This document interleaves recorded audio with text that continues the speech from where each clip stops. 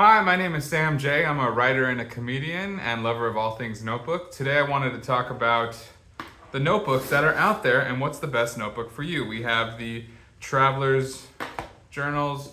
This is the Leukstrom, different sizes. And we're talking moleskin, soft cover and hardcover.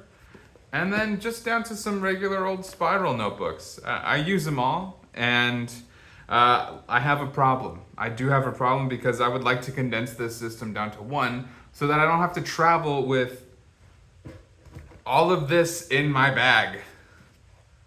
This is heavy, and if I'm reading a book, it's a problem. And I was hoping that there would be a solution to this problem, and my hope was that the solution would be the Traveler's Journal. I'm very new to this. These are, I think I bought this first, the Passport, and you can see it's still, the leather's still not oily and broken in. I bought two of these, and I was hoping that the Traveler would be my one fix for all. I started bullet journaling, and I wanted a catch-all journal as well as something for project-based things. And I thought Traveler was my fix for all of it.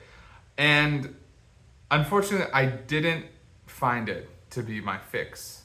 I really, really wanted it to, and I haven't given up. This isn't like an anti-Traveler's notebook piece, but I really, really wanted Traveler to be it all for me.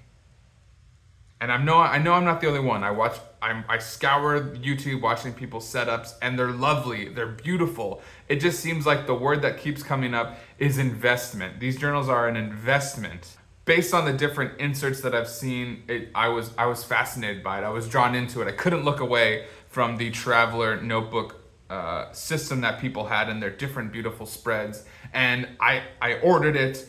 But I found myself disappointed, like I was missing something. I went and bought the little pen loop thing. I thought that was nice, but this kind of gets in the way a little bit. It's not as, I don't know, maybe it wasn't like I thought.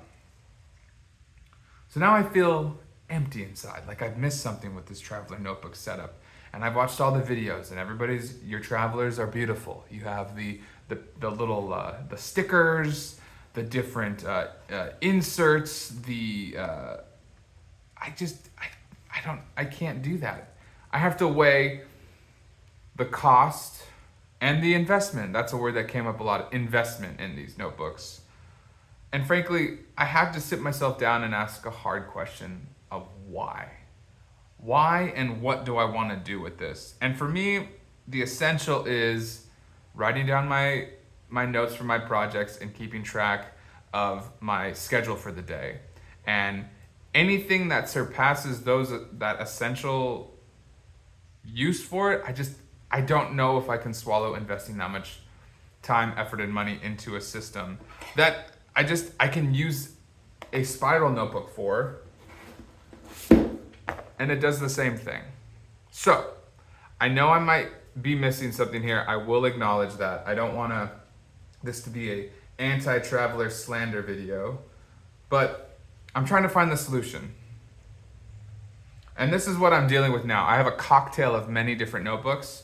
For example, the Traveler's notebook. This is one that I leave by my bed at night, and I like to put little what I have going on tomorrow. I like to put some gratitude things, a little whatever, like if a joke hits me before I go to sleep, I like to write that down here. And it does feel special that it's in this little leather case, and I just have the dot grid in here. There's no real rhyme or reason for it, and I just like to have it. It is nice. I will admit it is nice to open it up and read what I have in the morning.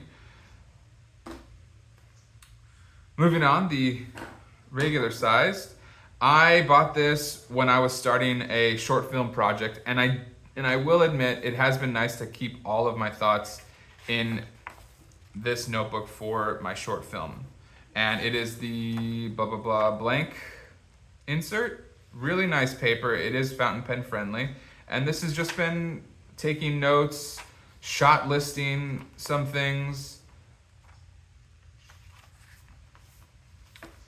For a while I had trouble with it laying flat, and then I just tucked this little, I don't know what the point, this like little metal clamp that keeps the elastic in.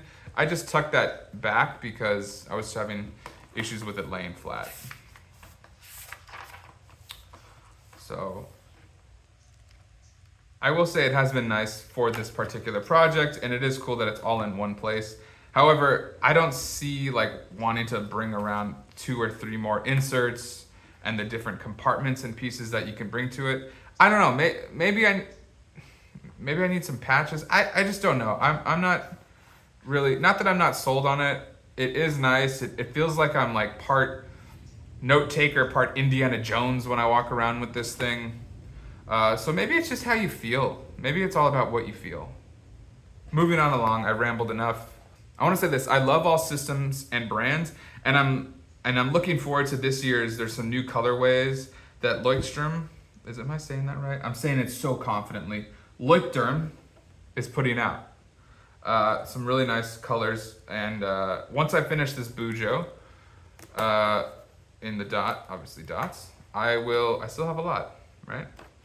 This is so much time. I can't buy another notebook for Bujoing until this is done. I need to set some rules for myself, guys. That's the most important.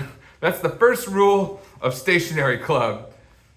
Set some rules on how often you're gonna buy stuff and do a haul. I know it's enticing. You want to get a new notebook, and everywhere I go, I see a notebook and I want to get it, and it's a problem, and I need to call my sponsor. But I thought I could transfer this into my Traveler, but I want to finish this notebook. I want to commit to this notebook.